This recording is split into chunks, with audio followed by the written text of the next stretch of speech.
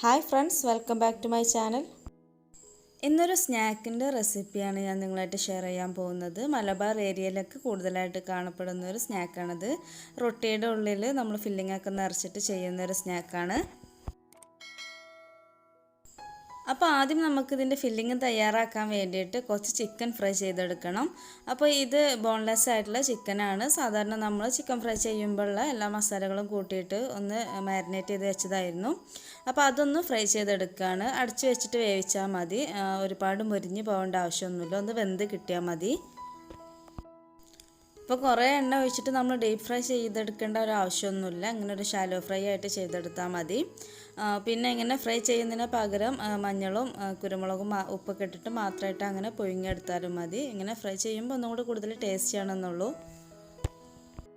ആ ചിക്കൻ വേവുന്ന സമയം കൊണ്ട് കുറച്ച് സവാള നമ്മൾ അരിഞ്ഞെടുക്കണം. ഇതിപ്പോൾ 3 മീഡിയം സവാളയാണ് ഞാൻ എടുത്തിട്ടുള്ളത്. പിന്നെ അതിലേക്ക് ആവശ്യമായിട്ടുള്ള ബാക്കി സാധനങ്ങളും കൂടെ ഒന്ന് എടുക്കുകയാണ്. 4 പച്ചമുളക് ഇതുപോലെ ചെറുതാക്കി അരിഞ്ഞെടുത്തിട്ടുണ്ട്. എരിവിനനുസരിച്ച് കൂട്ടിയും കുറക്കൊക്കെ ചെയ്യാം. പിന്നെ ഇത് മല്ലിയിലയാണ്, ഒരു 4 ടേബിൾ സ്പൂണോളം ഉണ്ടാവും. പിന്നെ കറിവേപ്പില, അതുപോലെ തന്നെ പുതിനയുടെ ഇല. പിന്നെ ഇത് ഇഞ്ചി വെളുത്തുള്ളി പേസ്റ്റാണ്. അതിൻ്റെ ഇടയ്ക്ക് ചിക്കനൊക്കെ വെന്തിട്ടുണ്ട്. അപ്പോൾ ഇതൊന്ന് കോരിയെടുക്കാം. ഇനി നമുക്ക് ഈ ചട്ടിയിൽ വെച്ചിട്ട് തന്നെ മസാലയും കൂടെ തയ്യാറാക്കാം. ഈ ചിക്കൻ പൊരിച്ചെടുത്തിട്ടുള്ള ഓയിലിൽ നിന്നും കുറച്ചങ്ങോട്ട് കോരി മാറ്റിയിട്ടുണ്ട്. ബാക്കിയുള്ള ഓയിലിലേക്ക് ഇതുപോലെ നമ്മൾ നേരത്തെ കട്ട് ചെയ്ത് വെച്ചിട്ടുള്ള സവാള ചേർക്കുകയാണ്. കട്ടി കുറച്ചിട്ട് നീളത്തിലായിട്ടാണ് ഇത് അരിഞ്ഞെടുത്തിട്ടുള്ളത്. ഇനി ഇതിലേക്ക് ആവശ്യമായിട്ടുള്ള ഉപ്പ് കൂടെ ചേർത്തിട്ട് ഒന്ന് ഇളക്കി വെച്ചിട്ട് നമ്മളത് അടച്ചു വെച്ചിട്ടൊന്ന് വേവിച്ചെടുത്താൽ മതി. പിന്നെ അടിച്ചു വെക്കാതെ അങ്ങനെ ഡ്രൈ റോസ്റ്റ് ആയിട്ട് ചെയ്യണമെന്നുണ്ടെങ്കിൽ അങ്ങനെയും ചെയ്യാം. അപ്പോൾ അടിച്ചു വെച്ചാൽ പെട്ടെന്ന് തന്നെ വെന്ത് കിട്ടും. അങ്ങനെ മൊരിഞ്ഞ് പോകേണ്ട ഒരു ആവശ്യമൊന്നുമില്ല.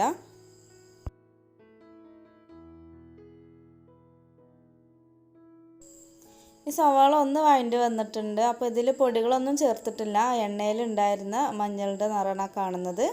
അപ്പോൾ ഇങ്ങനെ കുറച്ചൊന്ന് വഴണ്ടി വന്നതിന് ശേഷം നമ്മൾ നേരത്തെ ചോപ്പ് ചെയ്ത് വെച്ചിട്ടുള്ള ഇഞ്ചി വെളുത്തുള്ളി പേസ്റ്റും മറ്റ് ഇലകളൊക്കെ ഉണ്ടായിരുന്നു. അപ്പോൾ അതൊക്കെ ഒന്ന് ചേർത്ത് കൊടുക്കാം. ഇത് പച്ചമുളകാണ്. പച്ചമുളക്, പിന്നെ മല്ലിയുടെ ഇല, പുതിനയുടെ ഇല, കറിവേപ്പില, പിന്നെ ഇഞ്ചി വെളുത്തുള്ളി പേസ്റ്റ്, ഇത് മാത്രമാണ് ഇതിലേക്ക് ചേർക്കുന്നുള്ളൂ. ഇതെല്ലാം ചേർത്തതിന് ശേഷം നമ്മളിതൊന്ന് ഇളക്കി യോജിപ്പിച്ച് ഒന്നുകൂടെ ഒന്ന് വേവിച്ചെടുക്കണം. അതിലെല്ലാം ഒന്ന് പിടിച്ച് കിട്ടാൻ വേണ്ടിയിട്ടാണ് ഒന്ന് വേവിച്ചെടുക്കുന്നത്. പിന്നെ അതിലേക്കൊരു തുള്ളി കൂടെ മഞ്ഞൾപ്പൊടി കൂടെ ചേർക്കുന്നുണ്ട്. ഒരു മഞ്ഞളിൻ്റെ കുറവ് കാണുന്നുണ്ട്, അതുകൊണ്ടാണ് ചേർക്കുന്നത്. അതിനുശേഷം 1/2 ടീസ്പൂണോളം കുരുമുളക് പൊടി കൂടെ ചേർക്കുന്നുണ്ട്. അത് എരിവിനനുസരിച്ച് കൂട്ടിയും കുറക്കൊക്കെ ചെയ്യാം. അത്യാവശ്യം നല്ല എരിവുള്ള പച്ചമുളകായിരുന്നു. അപ്പോൾ ഞാൻ കുറച്ചേ ചേർത്തിട്ടുള്ളൂ. ഇപ്പോൾ ചേർത്ത എല്ലാ ഇൻഗ്രീഡിയൻസും തമ്മിലൊന്ന് മിക്സ് ആവുന്നത് വരെ ഒന്ന് വേവാൻ വേണ്ടിയിട്ട് വെക്കുക. ഒരുപാട് സമയമൊന്നും വെക്കണ്ട. അപ്പോൾ അതിൻ്റെ ഇടയ്ക്കായിട്ട് നമ്മൾ നേരത്തെ ഫ്രൈ ചെയ്ത് വെച്ചിട്ടുള്ള ആ ഒരു ചിക്കനൊക്കെ ഞങ്ങൾ പിച്ചെടുത്തിട്ടുണ്ട്. ചെറുതാക്കി അരിഞ്ഞെടുത്താലും മതി. അപ്പോൾ അതും കൂടെ ഇതിലേക്ക് ചേർക്കണം. ഇതും കൂടെ ചേർത്തിട്ട് നന്നായിട്ടൊന്ന് മിക്സ് ചെയ്തിട്ട് ഒരു 1 മിനിറ്റ് കൊണ്ട് അടുപ്പത്ത് വെച്ചിട്ട് നമുക്കിത് വാങ്ങി വെക്കാം. എന്നിട്ടത് തണുക്കുന്ന വരെ ഒന്ന് വെയിറ്റ് ചെയ്യണം. അപ്പോൾ ആ സമയം കൊണ്ട് നമുക്ക് വേറെ 1-2 കാര്യങ്ങൾ കൂടെ ചെയ്യാനുണ്ട്. അപ്പോൾ അതൊക്കെ ചെയ്യാം. അപ്പോൾ ഈ ഒരു സ്നാക്കിന് വേണ്ടിയിട്ട് ഞാൻ ഇതുപോലെയുള്ള റൊട്ടിയാണ് എടുത്തിട്ടുള്ളത്. ഇതിനേക്കാളും ഒന്നും കൂടെ ബെറ്ററായിട്ട് തോന്നിയത് നമ്മൾ മുറിക്കാത്ത ബ്രെഡ് പോലെയുള്ള റൊട്ടി കിട്ടുമല്ലോ, അതാണ്. പിന്നെ അത് കിട്ടാത്തതുകൊണ്ട് ഞാൻ ഇത് വെച്ചിട്ടാണ് ചെയ്യുന്നത്. അപ്പോൾ ഇതിങ്ങനെ 2 ഒരുമിച്ചിട്ടുള്ള ഒരു രീതിയിലാണ് നമുക്ക് കിട്ടുക. അപ്പോൾ അതിൻ്റെ സെൻറ്റർ ഒന്ന് മുറിച്ചെടുക്കണം. എന്നിട്ട് ഈ വീഡിയോയിൽ കാണുന്ന പോലെ അതിൻ്റെ ഒരു ഭാഗത്ത് നമ്മളിങ്ങനെ ഒരു കുഴി ഉണ്ടാക്കണം. ഒരു ചതുരത്തിലുള്ളൊരു കുഴിയാണ് ഉണ്ടാക്കേണ്ടത്. അപ്പോൾ അതുണ്ടാക്കുന്ന സമയത്ത് നമ്മൾ നല്ലൊരു കത്തി ഉപയോഗിച്ചിട്ട് തന്നെ ചെയ്യുക. അല്ലാന്നുണ്ടെങ്കിൽ അത് മുറിഞ്ഞ് പോവും. അപ്പോൾ ബ്രെഡ് അങ്ങോട്ടും ഇങ്ങോട്ടും മുറിഞ്ഞ് പോവാത്ത രീതിയിൽ നല്ല കെയറോട് കൂടിയിട്ട് അതൊന്ന് ചെയ്തെടുക്കുക. അപ്പോൾ ഈ റൊട്ടിയുടെ ഏതെങ്കിലും ഒരു ഭാഗത്ത് നമ്മൾ ഇതുപോലെ ഒന്ന് സ്ക്വയറായിട്ടൊന്ന് കട്ട് ചെയ്ത് കൊടുക്കുക. പിന്നെ ആ സ്ക്വയർ പീസ് ഇങ്ങോട്ട് നല്ല രീതിയിൽ അടർന്ന് പോരാൻ വേണ്ടിയിട്ട് അതിൻ്റെ അപ്പുറത്തുള്ള സൈഡിൽ നേരെ അടുത്തുള്ള വശത്ത് കൂടി ഇതുപോലെ ഒന്ന് കട്ട് ചെയ്ത് കൊടുക്കാം.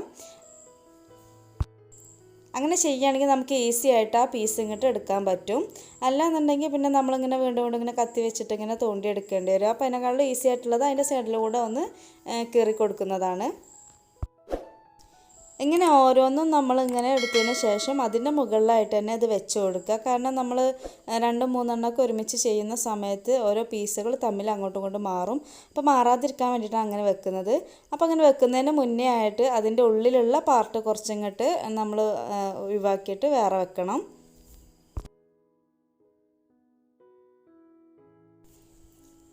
ഇതുപോലെ ഞാൻ 8 ചെയ്തെടുത്തിട്ടുള്ളത്. അപ്പോൾ 8 മസാലയുടെ അളവാണ് ഞാൻ നിങ്ങൾക്ക് നേരത്തെ കാണിച്ചു തന്നത്. ഇത് ഓരോന്നും ഇതുപോലെ ഹോൾ ഇട്ട് കൊടുത്തിട്ടുണ്ട്. അത് അതിൻ്റെ പീസ് അതിൻ്റെ മുകളിലായിട്ട് തന്നെ വെച്ച് കൊടുത്തിട്ടുണ്ട്. മാറാതിരിക്കാൻ വേണ്ടിയിട്ടാണ് അങ്ങനെ ചെയ്തത്. ഇനി നമ്മൾ ഓരോ പീസിൻ്റെ ഉള്ളിൽ നിന്ന് എടുത്തിട്ടുള്ള ഒരു സ്പോഞ്ച് ഭാഗം ഉണ്ടല്ലോ, ആ ഭാഗത്തിൽ കുറച്ച് വെള്ളം ഒഴിച്ചിട്ട് അതൊന്ന് കുഴച്ചെടുക്കണം. അപ്പോൾ ഒരുപാട് ഓവറായിട്ട് കുഴച്ചെടുക്കൊന്നും വേണ്ട. നമ്മളൊരു ചപ്പാത്തിയൊക്കെ കുഴക്കുന്ന ആ ഒരു മാവിൻ്റെ പരുവത്തിലാക്കിയിട്ട് ജസ്റ്റ് ഒന്നിങ്ങനെ ആ ഒരു പാകത്തിനാക്കിയിട്ട് വെള്ളം ചേർത്ത് കൊടുക്കുക. ഒരുപാട് ലൂസായിട്ട് പോവുകയും ചെയ്യരുത്, ഒരുപാട് വെള്ളം കുറവാവുകയും ചെയ്യരുത്.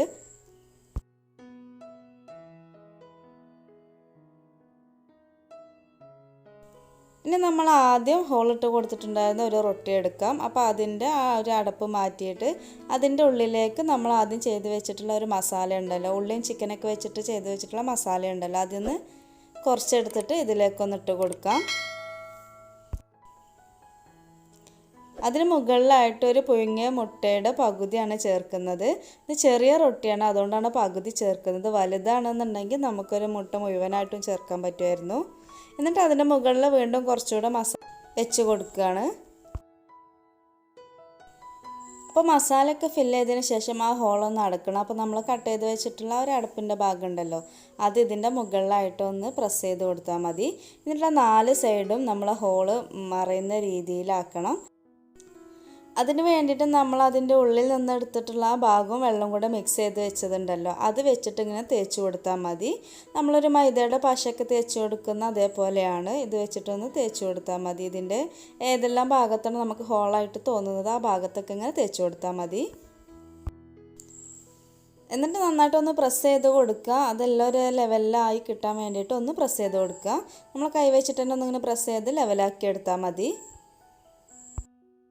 ഇതുപോലെ നമുക്ക് എത്ര റൊട്ടിയിൽ നിറക്കാനുണ്ടോ അത്രയും ഒരുമിച്ച് നിറച്ച് വെച്ചിട്ടാണ് ഇനി നമ്മൾ ഫ്രൈ ചെയ്തെടുക്കുന്നത്. അപ്പോൾ അടുത്ത റൊട്ടി എടുക്കുകയാണ്. എന്നിട്ട് അതിൻ്റെ ഹോളിലോട്ട് നമ്മൾ നേരത്തെ ചെയ്ത പോലെ തന്നെ മസാല ഇട്ട് കൊടുക്കുകയാണ്. അതിൻ്റെ മുകളിലൊരു മുട്ട പൊഴിഞ്ഞതിൻ്റെ ഒരു ഹാഫ് പീസ് കൂടെ വെച്ച് കൊടുക്കുന്നുണ്ട്. മുഴുവനായിട്ട് ചേർക്കണമെങ്കിൽ അങ്ങനെ ചേർക്കാം. ചെറിയ ബന്നൊക്കെ ആണെന്നുണ്ടെങ്കിൽ ഒരു കാടമുട്ടയുടെ ഫുള്ളൊക്കെ ആയിട്ട് ചേർക്കാൻ പറ്റും.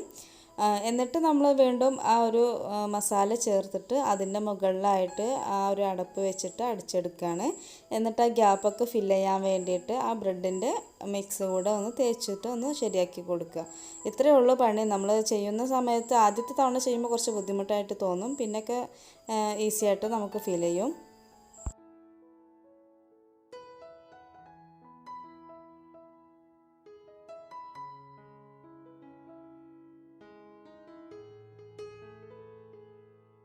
ഇനി മറ്റൊരു പാത്രത്തിൽ ഞാൻ 2 മുട്ട പൊട്ടിച്ചൊഴിച്ചിട്ടുണ്ട്. അതിലേക്ക് ഒരു 1/4 ടീസ്പൂണോളം കുരുമുളകിൻ്റെ പൊടി കൂടെ ചേർത്തിട്ടുണ്ട്. എന്നിട്ട് ഇങ്ങനെ സ്പ്രിങ് വെച്ചിട്ട് ജസ്റ്റ് ഒന്ന് ബീറ്റ് ചെയ്തെടുക്കുകയാണ്. നമ്മൾ ബീറ്ററൊന്നും ഉപയോഗിക്കേണ്ട ആവശ്യമില്ല. അതൊന്ന് നല്ല രീതിയിൽ മിക്സ് ആവാൻ വേണ്ടിയിട്ട് ജസ്റ്റ് ഒന്നിങ്ങനെ ബീറ്റ് ചെയ്തെടുത്തു എന്നേ ഉള്ളൂ.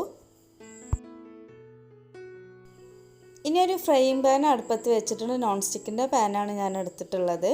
അതിലേക്ക് 2 ടീസ്പൂണ് ഓയിലാണ് ഒഴിച്ചു കൊടുക്കുന്നത്. ഓയിലിൻ്റെ കൂടെ വേണമെങ്കിൽ നെയ്യ് കൂടെ ഇത്തിരി ചേർക്കാം. ഞാനിപ്പോൾ നെയ്യൊന്നും ചേർക്കുന്നില്ല.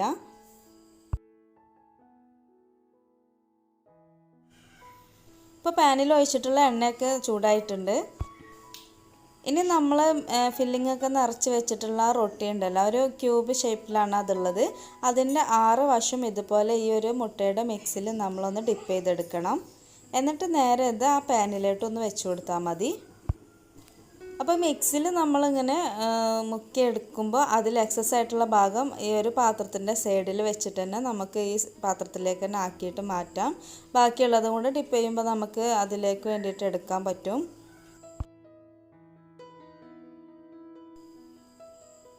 എന്നിട്ട് ഇങ്ങനെ ഫ്രൈ പാനിലേക്ക് വെച്ച് കൊടുക്കുകയാണ്. അപ്പോൾ ഫ്ലെയിം വളരെ സിമ്മിലാക്കിയിട്ട് വെച്ച് കൊടുക്കുക. ഇതിൻ്റെ ഏത് വശമായിട്ട് നമ്മൾ വെച്ച് കൊടുത്താലും മതി. എന്നിട്ട് ഇങ്ങനെ മറിച്ചിട്ടിട്ട് ഇതിൻ്റെ എല്ലാ വശവും നമ്മൾ ഒരുപോലെ മൊരിയിച്ചെടുക്കണം. ഞാനിപ്പോൾ ഈ ചട്ടിയിൽ 2 എണ്ണമാണ് വെച്ചിട്ടുള്ളത്.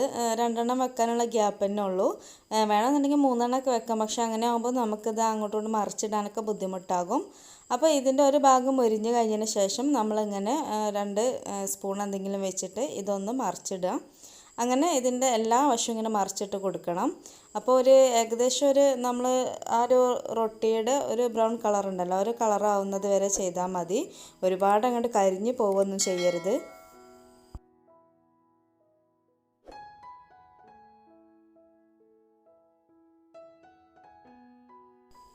ഇനി ഈ റൊട്ടിയുടെ ഈ ഒരു ഭാഗമാണ് ഇനി നമുക്ക് മറിച്ചിടാനുള്ളത്. അപ്പോൾ ആ ഒരു ഭാഗം എന്ന് പറഞ്ഞാൽ മറ്റ് 5 ഭാഗങ്ങളെക്കാളും ഒന്നുകൂടെ സ്പോഞ്ചി ആയിട്ടുള്ള ഭാഗമാണ്. അതായത് ആദ്യം തന്നെ ഒരു ബ്രൗൺ കളർ ഇല്ലാത്തൊരു ഭാഗമാണ്. അതുകൊണ്ട് തന്നെ ഒരു മിനിറ്റോളം അധികം വെക്കേണ്ടി വരും. അപ്പോൾ ആ ഒരു മുട്ടയുടെ എഫക്റ്റ് ഉണ്ടായതുകൊണ്ട് തന്നെ അത് പെട്ടെന്ന് ഇതേ കളറിലായിട്ട് കിട്ടും. അപ്പോൾ സോഫ്റ്റ് ആയിട്ടുള്ള ആ ഒരു സൈഡും കൂടെ ഇതുപോലെ മൊരിഞ്ഞ് വന്നിട്ടുണ്ട്. എന്നിട്ട് നമ്മൾ പിന്നെ ഇതിൽ ഏത് സൈഡാണോ ഇനിയും ചട്ടിയിൽ ആക്കിയിട്ട് വെക്കാനുള്ളതെന്ന് വെച്ചാൽ അതും കൂടെ ഒന്നിങ്ങനെ മറിച്ചിട്ടിട്ടൊന്ന് റെഡിയാക്കി കൊടുക്കുക. അപ്പോൾ ഈ ഒരു ക്യൂബിൻ്റെ എല്ലാ വശങ്ങളും ഇതുപോലെ നമ്മൾ നല്ല രീതിയിലൊന്ന് മൊരിഞ്ഞ് കിട്ടുന്ന രീതിയിൽ ഒന്ന് തിരിച്ചും മറിച്ചിട്ടിട്ടൊന്ന് വേവിച്ചെടുക്കാം. മാക്സിമം ഒരു 3 അല്ലെങ്കിൽ 4 മിനിറ്റോ മതി ഇത് മുഴുവനായിട്ട് ചെയ്യാൻ. ഇതിൻ്റെ എല്ലാ വശങ്ങളും ഇങ്ങനെ മൊരിഞ്ഞ് കിട്ടാൻ. അതായത് ഒരുപാട് സമയം വെക്കേണ്ട എന്നാണ് അർത്ഥം. അപ്പോൾ ഇങ്ങനെ തിരിച്ചു മറിച്ചിട്ട് നമ്മൾ ഇതിൻ്റെ 6 വശങ്ങളും ഇതുപോലെ വേവിച്ചെടുത്തിട്ടുണ്ട്. അപ്പോൾ അതിന് ശേഷം ഇങ്ങനെ 2 എണ്ണം വീതാക്കിയിട്ട് സെറ്റാക്കിയിട്ട് നമുക്ക് ബാക്കി എത്ര എണ്ണം ഉള്ളത് അത്രയും നമ്മൾ ഇതുപോലെ ഒന്ന് ഫ്രൈ ചെയ്തെടുത്താൽ മതി. പിന്നെ ശ്രദ്ധിക്കേണ്ട ഒരു കാര്യം പറഞ്ഞാൽ ഫ്ലെയിം സിമ്മിലാക്കിയിട്ട് തന്നെ ചെയ്യുക, അല്ലെങ്കിൽ പെട്ടെന്ന് കരിഞ്ഞു പോവും. ഇപ്പോൾ ഇതുപോലെ എല്ലാം ഞാനിങ്ങനെ ഫ്രൈ ചെയ്ത് എടുത്തിട്ടുണ്ട്. ഞാൻ 8 എണ്ണം ചെയ്തിട്ടുണ്ടായിരുന്നു. നിങ്ങൾ ആ 6 എണ്ണം ക്യാമറയിൽ കാണുന്നുണ്ടാവുള്ളൂ. ഇപ്പോൾ ഇതിലൊരെണ്ണം എടുത്ത് നമ്മൾ ഇതിൻ്റെ 6 വശം ഇങ്ങനെ തിരിച്ച് മറിച്ച് നോക്കിയാലും ഇതിലേത് ഭാഗത്തൂടെയാണ് നമ്മൾ ഫില്ലിങ് നിറച്ചത് എന്നുള്ള ഒരു ഐഡിയയും കിട്ടൂല. ആ ഒരു ഗ്യാപ്പൊക്കെ ഫില്ല് ചെയ്ത് നമ്മൾ മുട്ടയിൽ മുക്കിയിട്ട് ഫ്രൈ ചെയ്തതുകൊണ്ടാണ് അത് നമുക്ക് മനസ്സിലാവാത്ത രീതിയിൽ കിട്ടിയത്. അപ്പോൾ ഇതെങ്ങനെയായിരിക്കും ഇതിൻ്റെ ഉൾവശം എന്നുള്ളത് ഞാൻ നിങ്ങൾക്കൊന്ന് കട്ട് ചെയ്തിട്ട് കാണിച്ചു തരാം. ഇപ്പോൾ വലിയ റൊട്ടി കൊണ്ടാണ് നമ്മളത് ചെയ്യുന്നതെന്നുണ്ടെങ്കിൽ ഒന്നുകൂടെ കാണാൻ ഒന്നുകൂടെ ഭംഗിയുണ്ടായിരുന്നു. പിന്നെ അങ്ങനെയാകുമ്പോൾ നമുക്കൊരു മുട്ട മുഴുവനായിട്ടും ചേർക്കാം. അപ്പോഴും കട്ട് ചെയ്യുന്ന സമയത്ത് ആ മുട്ടയുടെ സെൻറ്ററിലൂടെ വരുമ്പോൾ അതൊരു കാണാനൊരു ഭംഗിയായിരുന്നു. അപ്പോൾ ഇങ്ങനെയാണ് ഇതിൻ്റെ ഉൾവശം ഉണ്ടാവുക. പക്ഷേ നമുക്ക് പുറത്തുനിന്ന് നോക്കിയാൽ അതിൻ്റെ ഉള്ളിൽ ഫില്ലിങ് ഉണ്ടെന്നൊന്നും തോന്നൂല. അപ്പോൾ നമ്മുടെ വീട്ടിൽ ഗസ്റ്റൊക്കെ വരുന്ന സമയത്തൊക്കെ നമുക്കിതുപോലെയൊക്കെ ഉണ്ടാക്കിയിട്ട് ഒന്ന് കൊടുക്കാം. ഒന്ന് ഹെവി ആയിട്ടുള്ള ഒരു സ്നാക്ക് തന്നെയാണ്. നമുക്ക് ഒരെണ്ണം കഴിച്ചാൽ തന്നെ വയറ് നിറയും. പിന്നെ ഈ ഒരു റെസിപ്പി എല്ലാവരും ട്രൈ ചെയ്ത് നോക്കണം. എന്നിട്ട് തന്നെ ഫീഡ്ബാക്ക് അറിയിക്കണം. പിന്നെ നിങ്ങളുടെ ഫ്രണ്ട്സിനും അതുപോലെ റിലേറ്റീവ്സിനൊക്കെ ഈ ഒരു വീഡിയോ ഷെയർ ചെയ്യും കൂടെ വേണം. അപ്പോൾ എല്ലാവരോടും ഒന്ന് ട്രൈ ചെയ്ത് നോക്കാൻ വേണ്ടിയിട്ട് പറയാം. ഒരു വെറൈറ്റി ആയിട്ട് നമുക്ക് ചെയ്യാൻ പറ്റുന്നതാണ്. പിന്നെ വീഡിയോ ഇഷ്ടമായി നിങ്ങൾ ലൈക്ക് ചെയ്യാനൊന്നും മറക്കരുത്. കൂടെ ചാനൽ സബ്സ്ക്രൈബ് ചെയ്യാതെയാണ് കാണുന്നതെന്നുണ്ടെങ്കിൽ തീർച്ചയായിട്ടും ഒന്ന് സബ്സ്ക്രൈബ് ചെയ്യുക. താങ്ക്